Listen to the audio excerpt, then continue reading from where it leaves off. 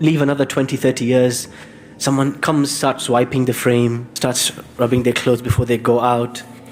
Give it another 20, 30 years, people start making dua to the frame. This righteous person. This is how the cycle begins. I'm from a part of the world where there are certain saints, people who are assumed to be awliya. They have graves. And I know people by name who will not make dua to Allah. They will only make dua to this person in the grave. They will enter the grave, they will make dua. They will walk backwards because they don't want to turn their back to the person who has passed away in the grave. They will walk backwards like this. Where did it begin? It all began with exaggerating the praise of this person. And the Prophet ﷺ, he says to his companions, do not do what those before you did. They made the graves of their prophets as places of worship, as objects of worship. So you have this. He says to his companions, don't praise me like the Christians praised Jesus, son of Mary. Don't go overboard, because over time, don't make me a god like they made him a god. That's dangerous. Don't do that. I am not Allah. I am lesser. What you should say Abdullahi wa Rasuluh. Allah's messenger and his slave. Know who I am. The worship of Allah, the reverence of Allah, ultimately it comes down to humbling ourselves in front of Allah. How would the Prophet ﷺ show his humility at home? One of the signs, many scholars they say, one of the signs of arrogance at home, particularly for a man, is that a man won't lift his finger at home to help anywhere in the house. This is a sign of pride and arrogance, according to Ibn Qudama in the 7th century. So don't say I'm a feminist. Ibn Qudama said it, you can blame him, inshallah. Leave me alone.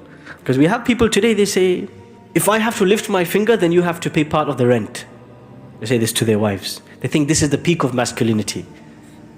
Obviously, we should invite them to attend these classes so they can learn what masculinity is. The Prophet ﷺ, what would he do at home? He would milk the animals in his backyard. He would repair his own clothes, his own buttons. Hanging, drying, cleaning his clothes. If there was something in his sandals, he would lace his sandals, he would repair his sandals. His honorable hand was touching his shoes. I've reached a certain status in society, if I want to polish my shoes, I have to stick them out and somebody can polish them for me. But he would polish his own sandals. He would sit and eat with them. He would tie the camel. He would do, we say this in English, DIY, do it yourself. He would do as many things as possible himself. People would run to do it for him. Let me do this for you. Let me milk. You don't sit down. No, please, don't touch your shoes. No, I will do it myself. There are many cultures around the world, maybe not as much in the UK, because the UK tends to be a very DIY, do-it-yourself culture. They will cement their own slabs and they will mow their own lawns and they will do everything. They will even change their own tires. In the vast majority of Muslim countries, there is a culture of having people do this for you. Having servants, having drivers, having gardeners.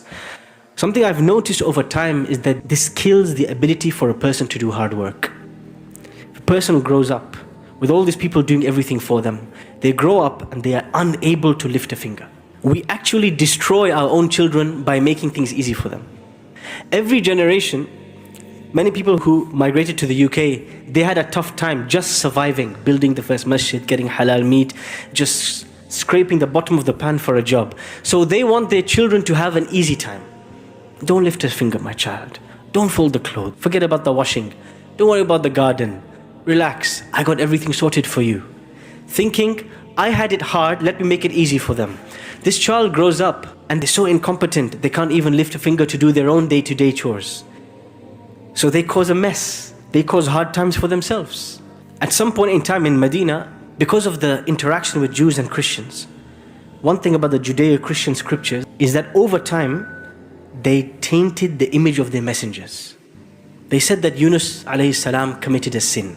They mentioned that some prophets or some messengers, Dawood, Sulaiman, etc., that they killed, that they were wrongful to their spouses, that they did some corruption and some things that are unbecoming of prophets. And so there was this feeling that the Prophet ﷺ is greater than the other prophets, and it was mentioned to him one day. So the Prophet ﷺ says, لا تفضل على يونس ابن متى. He says, don't think that I am better than my brother Yunus. ولا تفضلوا بين الأنبياء. And don't say that these prophets are better than those prophets. لا تخيروني على موسى. And don't say that I was greater than Musa. And we are more in need of questioning than Ibrahim. Because Ibrahim asked, oh Allah, show me how you resurrect the dead. And maybe if I had stayed in prison as long as Yusuf, maybe I would have given up. But Yusuf was better than me. Why does he say this? We know he is the greatest of all prophets, but part of humility is downplaying your status, because people will always praise, people will always say things about you, but to downplay your status, that's not me. Of course, there is something called fake humility. When you insult yourself in front of people so they can praise you, you do it excessively. SubhanAllah, I am just a poor miskeen. Who am I to teach you? No, Shaykh, you are the most knowledgeable man on the planet. Please don't say this. No, please don't pick up my bags and my shoes. I don't need more gifts from you. Please don't buy me more clothes. Please, I'm just...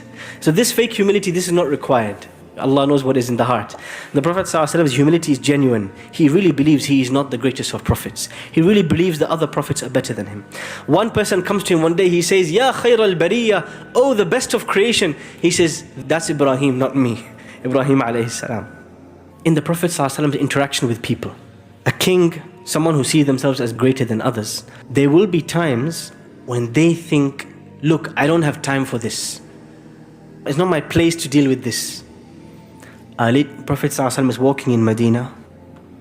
A little girl grabs his hand. Let go of my hand, bint al-halal. I'm the king of this city. I'm the boss. I have wives to manage. I have an army to manage. I have all this stuff. I can't be playing with you in the streets. She grabs his hand, doesn't say a word. Wherever she runs, he just follows her in the streets of Medina until she lets go of his hand. When he comes across this man, the Prophet ﷺ's practice when he would pass by an orphan is, what would he do? He would rub the head of the orphan and bring them close, give them a hug. One man sees him doing this. He says, I have 10 children. I don't do this with any of them. Masculinity. The Prophet ﷺ says, Laysa minna, you are not from us if you don't have mercy for the young and respect for the old. This is part of humility. One day a man came in the presence of the Prophet ﷺ and he had like a seizure. Sometimes some celebrities, their fans are so crazily in awe by them, people faint. They see their celebrity come, this famous singer or this famous actor, whatever, or actress, and just because this person is 1 meter from them, people faint because of the sense of awe and amazement. So one day a man comes in the presence of the Prophet ﷺ and he's shaking.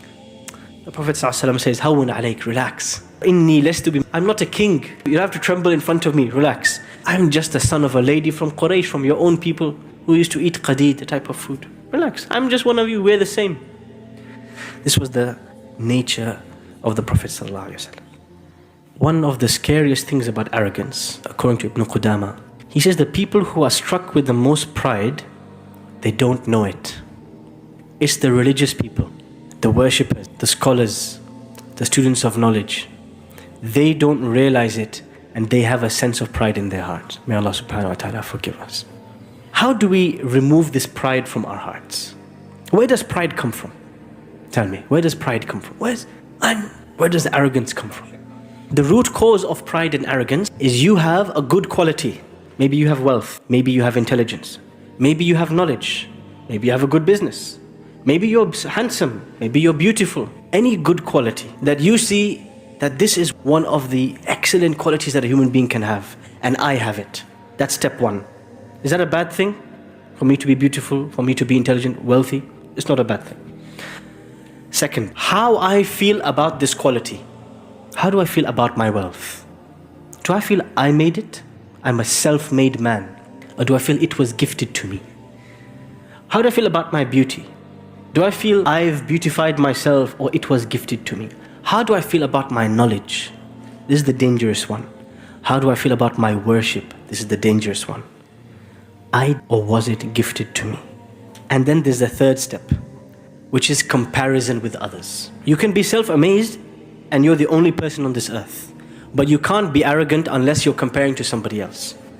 Without comparison, you don't have pride. You're in a job, you get promoted, you go from engineer to senior engineer, doctor to consultant, bricklayer to director of bricklaying. And suddenly you look at the other guy, you're having lunch one day with your colleague, and maybe he blurts out his salary. You realize, he's lower than me and he's earning more than me. That night you can't sleep because somebody dented your ego. Oh, mushkila. The next time I sit in the meeting, I'm going to make sure to humiliate this guy. He better not think he's more than me. I'll show him that he's junior and I'm the senior. I'll put him in his place. It all comes from comparison. We live today in the world of comparison. You want to buy insurance, you go on comparison website. You want to buy slippers, you will go and compare 16 different deals.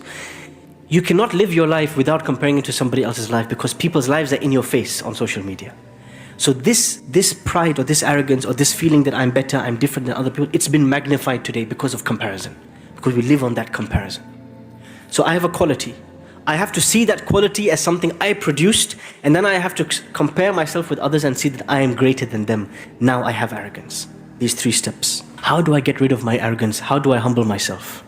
The first is take a picture of the Prophet's life and try to emulate it. How you sit, how you stand, how you interact. The greatest sign of humility is how you interact with the people less than you. This is the greatest sign of humility.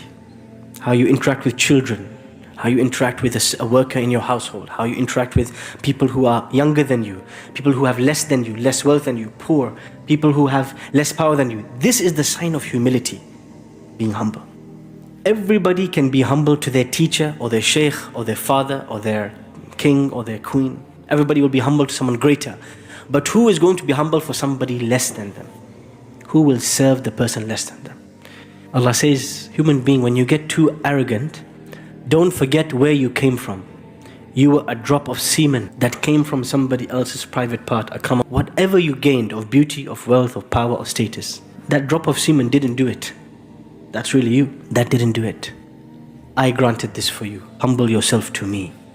Allah says, I created this human being from a drop. They grow up and now they're argumentative and arrogant. And they give me an analogy and they forget the way they were created. Who is going to revive the dead when we are bones? Tell him, the one who created you from scratch can do it again. And he is deeply knowledgeable about every creation. You were nothing. If you became something, remember that you were nothing and that you will return to nothing again. This is the root reminder you need to deal with that pride, to deal with that arrogance. I am nothing, I am a nobody. And the second, especially for those who are practicing, as they say, religious. How do you prevent religious arrogance? The pride of the religious. That feeling that I'm somebody, I'm a worshipper, I'm pious, I'm righteous. How do you prevent that feeling from entering your heart? There's 2 ways. The first is to remember the time before you were righteous, before you knew Allah, before you knew Muhammad sallallahu alaihi wasallam. There was a time before that. There was a transition. Allah guided you to that transition. He can return you back. So don't think it was you. It was somebody else. It was someone else. The first, to credit Allah rather than crediting yourself. And the second is to realize whatever I do, it's not enough. To feel ashamed of the good that you are doing, it's not enough. Allah describes this mindset in the Quran. وَالَّذِينَ يُؤْتُونَ مَا, people who present worship to Allah, أَنَّهُمْ إِلَىٰ رَاجِعُونَ, but their hearts are feeling scared. They are trembling. Will Allah accept this from me or not? Will Allah accept our worship? Will Allah accept our recitation of the Quran? Will Allah accept our fasting? Did we do it for the right reasons? Did we consider in that moment that we did this for Allah? Did we want to please people? Did we want to please ourselves? Did we enjoy people looking at us and praising us? Did we think that we're special? Did we think it was from ourselves? Will Allah accept it? We don't know. Umar ibn Khattab radiyallahu anhu said, if Allah subhanahu wa ta'ala accepts 1/10 of my prayer, I'm happy. 1/10.